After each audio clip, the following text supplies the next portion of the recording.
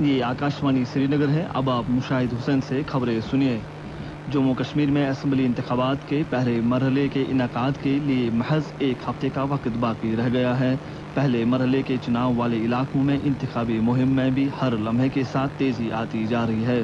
مختلف سیاسی جماعتوں کی طرف سے چناؤ والے علاقوں میں چناؤ جلسوں، ریلیوں اور روڈ شوز کا اہتمام لگاتار جاری ہے۔ چناؤ لڑنے والے امیدوار گھر گھر جا کر لوگوں سے ووٹ طلب کر رہے ہیں۔ سیاسی جماعتوں کے سرکردہ لیڈر بھی پارٹی امیدواروں کے حق میں چناؤ جلسوں سے خطاب کر کے ان کے حق میں حمایت طلب کر رہے ہیں۔ یہ بات قابل ذکر ہے کہ پہلے مرحلے میں رواں ماہ کی 18 تاریخ کو 24 سیٹوں پر ووٹ ڈالے جا رہے ہیں اور اس مرحلے میں 219 امیدواروں کی سیاسی قسمت کا فیصلہ ہوگا۔ اسمبلی انتخابات کے پہلے مرحلے میں پلوامہ ضلع کی 4 نشستوں پر بھی 18 ستمبر کو ووٹ ڈالے جا رہے ہیں۔ ضلع میں ان دنوں چناؤ مہم شدومت سے جاری ہے اور امیدوار ووٹروں کو راغب کرنے کے لیے چناؤ جلسوں، روڈ شوز اور دیگر تقاریب کا اہتمام کر رہے ہیں۔ پیش ہیں پلوامہ سے ہمارے نمائندے کی یہ رپورٹ۔ ضلع پلوامہ کے 4 اسمبلی حلقوں میں پامپور، ترال، پلوامہ اور راجپورہ حلقہ شامل ہے۔ چاروں حلقوں میں ووٹروں کی کل تعداد 4,08,279 ہے، جن میں 2,02,495 مرد اور 2,05,176 خواتین ووٹرز شامل ہیں۔ ان میں سے ایک اچھی خاصی تعداد ان نوجوان لڑکوں اور لڑکیوں کے ہے جو پہلی مرتبہ اپنے حق کی رائے دہی کا استعمال کرنے والوں میں ہیں۔ ضلع کے متعلقہ ریٹرننگ افسروں کے مطابق 4 اسمبلی نشستوں کی اس دوڑ میں ایک خاتون امیدوار سمیت 45 امیدوار میدان میں ہیں جو ووٹروں کو اپنی جانب لبھانے کے لیے جی توڑ کوششیں کر رہے ہیں۔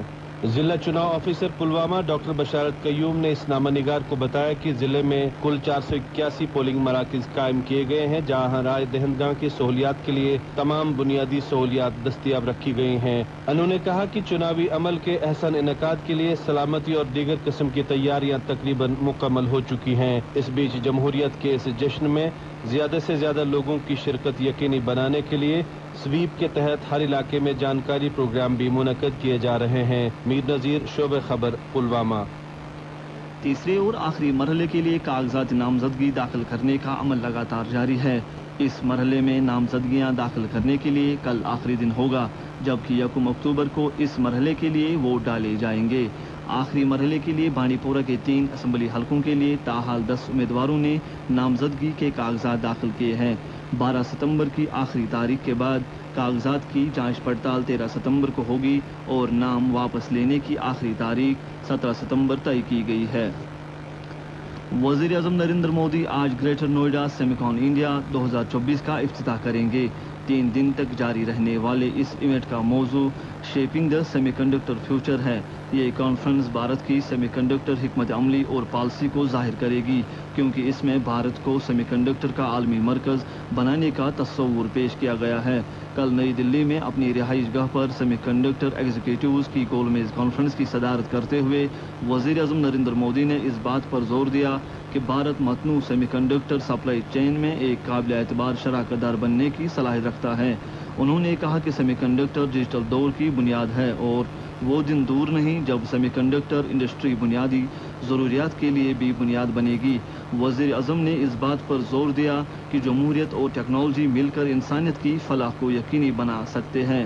انہوں نے مزید کہا کہ بھارت سیمی کنڈکٹر سیکٹر میں اپنی عالمی ذمہ داری کو تسلیم کرتے ہوئے اس راستے پر آگے بڑھ رہا ہے۔ صوبائی کمشنر کشمیر وجے کمار بدوری نے عید میلاد النبی صلی اللہ علیہ وسلم اور جمعۃ الوداع کے حوالے سے مذہبی تقاریب سعید کی تیاریوں کا جائزہ لینے کے لیے کل ایک میٹنگ طلب کی۔ میٹنگ میں صوبائی کمشنر کشمیر نے تمام افسران کو آثار شریف حضرت بل کے علاوہ دیگر اہم زیارت گاہوں، خانقاہوں اور بقع جات و مساجد پر مناسب انتظامات کو یقینی بنانے کی ہدایت دی۔ انہوں نے عقیدت مندوں کی سہولیت کے لیے تمام ضروری خدمات اور انتظامات کرنے کی اہمیت پر زور دیا۔ صوبائی کمشنر نے درگاہ حضرت بل میں وسیع انتظامات کے بارے میں متعلقہ افسران کو ہدایت دی کہ زیارت گاہ کی صفائی ستھرائی، پینے کی پانی کی دستیابی، بلا تعطل بجلی کی فراہمی، RTC اور سمارٹ سٹی بسوں کے ذریعے عقیدت مندوں کی مؤثر ٹرانسپورٹیشن، حفاظتی اقدامات اور دیگر ضروری سہولیات کو یقینی بنایا جائے۔ سری نگر میں رات کا کم سے کم درجہ حرارت 14.8 ڈگری سیلسیس ریکارڈ کیا گیا، جبکہ جموں میں رات کا کم سے کم درجہ حرارت 22.2 ڈگری سیلسیس ریکارڈ کیا گیا۔ اس کے ساتھ ہی خبروں کا یہ بلیٹن ختم ہوا۔